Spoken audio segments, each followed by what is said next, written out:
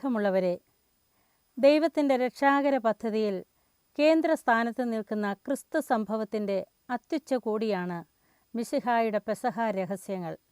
ഈ ദിവ്യരഹസ്യങ്ങളെ അനുസ്മരിക്കുകയും ആഘോഷിക്കുകയും ചെയ്യുന്നതിനൊരുക്കമായുള്ള ആരാധനക്രമ വത്സരത്തിലെ കാലമാണല്ലോ നോയമ്പുകാലം. നോയമ്പുകാലത്ത് കൂടെ നാം കേൾക്കുന്ന ഏതാനും വാക്കുകളാണ് അനുതാപം, പശ്ചാത്താപം, മാനസാന്തരം, പ്രായശ്ചിത്തം തുടങ്ങിയവ. അനുതാപത്തിൻ്റെ പ്രതീകമായി നെറ്റിയിൽ ചാരം പൂശിയാണല്ലോ നോയമ്പുകാലത്തേക്ക് നാം പ്രവേശിച്ചത് തന്നെ. പാപം മൂലം അങ്ങയിൽ നിന്നകന്നുപോയ ഞങ്ങൾ അനുതപിക്കുന്ന ഹൃദയത്തോടെ തിരുസന്നിധിയിൽ അണയുന്നു എന്നാണ് വിശുദ്ധ കുർബാനയിലെ നോയമ്പുകാല പ്രാരംഭ പ്രാർത്ഥനയിൽ നാം പ്രാർത്ഥിക്കുന്നത്. അനുതപിക്കുന്ന ഹൃദയം ദൈവം നിരസിക്കുകയില്ല എന്നും അനുതപിക്കുന്ന ഒരു പാപിയെക്കുറിച്ച് സ്വർഗത്തിൽ കൂടുതൽ സന്തോഷമുണ്ടാകുമെന്നുമാണല്ലോ തിരുവചനം വെളിപ്പെടുത്തുന്നത്. അപ്പോൾ സ്വർഗം കവർന്നെടുക്കാനുള്ള, ദൈവത്തെ പ്രസാദിപ്പിക്കാനുള്ള കുറുക്ക് വഴിയാണ് അനുതാപം. ഇതിന് ഉത്തമ ഉദാഹരണമാണ് ഈശോയുടെ കുരിശിൻ്റെ വലതുഭാഗത്ത് കിടന്ന നല്ല കള്ളൻ. അനുതാപാർദ്രമായ ഒറ്റ നിമിഷം കൊണ്ട് സ്വർഗം മോഷ്ടിച്ച പറുദീസായിൽ കയറിപ്പറ്റിയ ആളാണല്ലോ ഈ നല്ല കള്ളൻ. നാം എത്രമാത്രം പാപികളായിരിക്കുന്നു എന്നതല്ല, എത്രമാത്രം ആത്മാർത്ഥമായ അനുതാപമുള്ളവരായിരിക്കുന്നു എന്നതാണ് ദൈവം പരിഗണിക്കുന്നത്. എന്താണ് അനുതാപം? എന്നെ സ്നേഹിച്ച ദൈവത്തെ വേദനിപ്പിച്ചല്ലോ എന്ന അവബോധത്തിൽ നിന്ന് ഉളവാകുന്ന ദുഃഖമാണ് അനുതാപം. അനുതാപമാണ് മാനസാന്തരത്തിലേക്കും ജീവിത നവീകരണത്തിലേക്കും വ്യക്തികളെ നയിക്കുന്നത്. അനുതാപമുണ്ടാകണമെങ്കിൽ പാപബോധമുണ്ടാകണം. യഥാർത്ഥമായ പാപബോധം ഉരുത്തിരിയുന്നത് ദൈവത്തിൻ്റെ സ്നേഹത്തെയും കാരുണ്യത്തെയും കുറിച്ചുള്ള ബോധമുണ്ടാകുമ്പോഴാണ്. നിന്നെ അനുതാപത്തിലേക്ക് നയിക്കുകയാണ് ദൈവത്തിൻ്റെ കരുണയുടെ ലക്ഷ്യമെന്ന് വിശുദ്ധ പൗലോസ് റോമാലേഖനത്തിൽ പ്രസ്താവിക്കുന്നു. അനുതാപം രണ്ടു വിധത്തിലാകാം: ഭയത്തിൽ നിന്ന് ഉടലെടുക്കുന്നതും സ്നേഹത്തിൽ നിന്ന് ഉടലെടുക്കുന്നതും.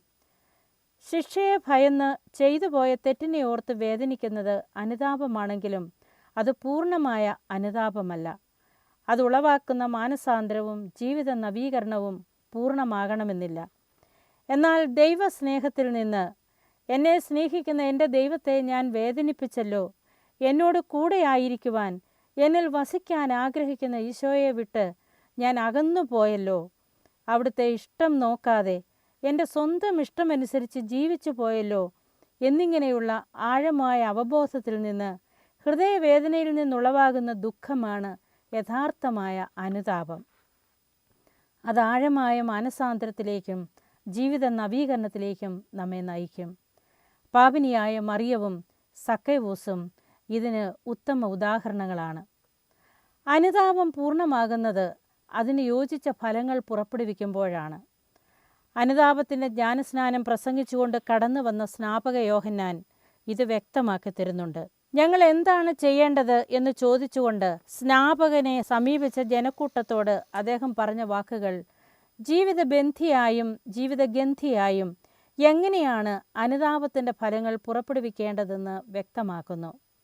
രണ്ടുടുപ്പുള്ളവൻ ഒന്നില്ലാത്തവന് കൊടുക്കട്ടെ, ഭക്ഷണമുള്ളവനും അങ്ങനെ ചെയ്യട്ടെ. തങ്ങൾ എന്താണ് ചെയ്യേണ്ടത് എന്ന് ചോദിച്ച ചുങ്കക്കാരോടും പടയാളികളോടും സ്നാപകൻ പറഞ്ഞു, നിങ്ങളോട് ആജ്ഞാപിച്ചിട്ടുള്ളതിൽ കൂടുതൽ ഈടാക്കരുത്, നിങ്ങൾ ആരെയും ഭീഷണിപ്പെടുത്തരുത്, വ്യാജമായ കുറ്റാരോപണമരുത്, വേതനം കൊണ്ട് തൃപ്തിപ്പെടണം. ചുരുക്കത്തിൽ സത്യവും നീതിയും കാരുണ്യവും ഔദാര്യവും പുലർത്തി കാണപ്പെടുന്ന സഹോദരരെ സ്നേഹിച്ച് ശുശ്രൂഷിക്കുമ്പോഴാണ് അനുതാപം പൂർണ്ണമാകുന്നത്. കാരണം കാണപ്പെടുന്ന സഹോദരനെ സ്നേഹിക്കുമ്പോഴാണ് കാണപ്പെടാത്ത ദൈവത്തെ സ്നേഹിക്കാനാവുക.